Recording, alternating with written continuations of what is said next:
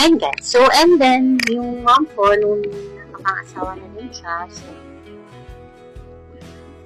nagkaroon ako ng disciplines with my mom. And, medyo malaki din yung age gap. Before ako nagkaroon ng mga siblings. So, medyo malaki talaga yung age gap ko sa mga kapatid ko. So, bali ako, I'm in my 30s na, and then yung kapatid ko is nasa 20s. And then with my dad, medyo mas late siya nakapag-asawa. So, 15 na din, and then maybe 11 isang pang kapatid. So, yeah. Yeah, I think it's fun to have big family or very complex family. Maybe a little bit complicated sometimes kasi parang ang hirap ipaliwanag sa mga tao yung situation ko. Pero, I'm just really happy then kasi at some point, dumating din ako sa point. Kasi may mga time din, may period din kasi ako na nagkaroon ako ng sama ng loob sa parents ko. Pero, dumating naman din ako at the point in my life na mature naman din ako. And I was able to make peace with sa nangyari, and I was able to like let go of the what ifs natin. Pero, di ba minsan kapag yung naaalala mo yung occasion and stuff like that, sometimes naisip mo lang mga what ifs natin. And siguro normal lang naman yun sa tao na magkaroon ka ng mga what ifs, di ba? So, yun yung mga times na parang naisip ko. Although, I'm very happy naman din na nagkaroon ako ng mga kapatid. Pero syempre, di ba, parang yung situation ko is kind of similar with Casey Concepcion, di ba? Naging anak siya, and then somehow nagkaroon ng separate families with mom and dad niya. So parang, sometimes, you kind of feel like you don't belong. Kasi syempre, hindi ka naman anak ng stepdad mo, hindi ka naman din anak ng stepmom mo. So, parang sometimes, even though your family tries to their best to make you feel welcome, sometimes you still feel kind of a little bit of out of place. Like, sometimes you feel like you don't belong because kasi nga, complex na yung family setting. Although, I try to be mature naman din as much as possible, and I try to understand naman din na they both deserve to be happy. And, kumbaga, yun lang talaga siguro yung purpose naman is to really have para maging anak ako, and para maging human ako, gano'n. So, yun lang yung purpose ni God, kaya sila nagkakilala. Ayun. And then, what else? So, yun na, wait lang. So, ayun na nga, since both my mom and dad have their own families naman din, yeah, I try to be as mature as possible naman din, and try to understand the situation. Yeah, we're all happy with our own lives naman na, and naman natin yung partner. So, I don't feel as alone as before. Siyempre, nung bata ako, medyo feel ko na alone ako kasi siyempre na they all have their families. Nainggit din ako sa mga pinsan ko, and dahil buo din yung family nila. So, I always try to remind them na palagi kong sinasabi sa kanila na bata ako. Kasi ako isa sa mga parang nakakatanda na sa mga so, lagi ko rin sinasabi sa kanila na you guys are very lucky kasi buo yung family mo.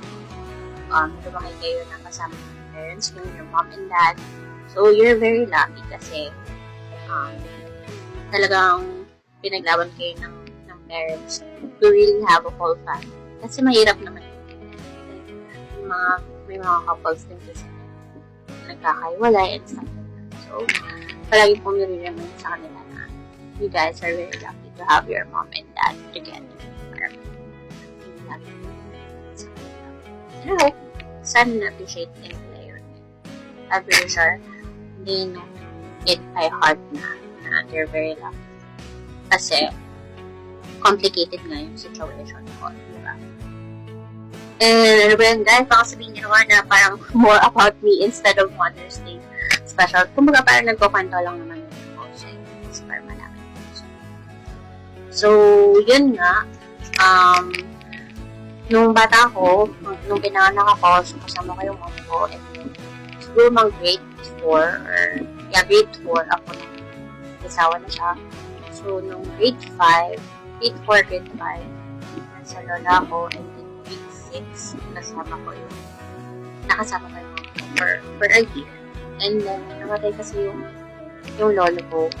So, I had to go back to my grandma or yung mom ko. Kasi para may makasama siya. Kasi nawala yung lolo ko. So, kasama. So, pumunta ako sa lolo ko para may makasama siya. And, syempre, yung lola ko nga din kasi is parang naging second mother figure ko din kasi kumbaga siya rin yung isa sa mga nagpalaki sa akin, and she's also one of the person who took care of me. So, wait lang. Yun nga, so parang medyo nagiging emotional ako kasi syempre naalala ko yung mga nangyari. So, parang yun, yung lolo ko yung parang yung second mother figure ko. And of course, every person naman is not perfect. She has some flaws, and but I would say she's one of the best natin na mother figure sa akin aside from my mom. Kasi syempre yung mom ko is yung biological mom ko. So syempre siya yung naghihirap na dalhin ako and paano ako sa mga syempre nagkaroon naman din siya ng family niya. So syempre mas yung time niya sa family. And also ako kasi natira naman din ako sa kanila ng grades ako. She's hands-on naman din sa akin. She took care of me, of everything I need naman. Kasi bata pa yung dalawang kapatid ko noon. And during that time, she's also pregnant with my second sister. So, yeah, I was able to live with her for a year. Yun nga lang kasi high school na ako, and yung mom ko, she has 2 kids na din. So, I chose din na makasama din yung lola ko kasi naawa naman din ako sa lola ko kasi all of her kids naman din kasi is most of them have their own family na. So, ako yung parang mag-teenager at that time. So, I chose to stay with her, and sabi din kasi sa akin, wala ko na, my aunt would also help me na mapag-aaral ako sa school. So, I'm very thankful for that. So, yun, short. Ulit. So, yun, in short, so, nag-aaral ako ng high school. So, I grew up with my lola, and she also taught me a lot of things naman in terms of pagluluto and kuwaing bahay. So, nung nag-college na ako at nag-boarding, kailangan ko mag-boarding house, naging madali na lang siya sa akin kasi marunong na ako ng mga gawaing bahay. Kasi nasanay na ako nung nakatiri ako sa lola. So, ayun. And, yan. Siya ang aking second mom figure. So, and one of the best things I've learned is also, yun nga, yung pagluluto. So, I love cooking. And I love eating. So, one of the best skills na I've learned. Yun. Ganon. Pero siguro, kung may one thing siguro ako na medyo, a little bit tampo lang din siguro sa lola ko.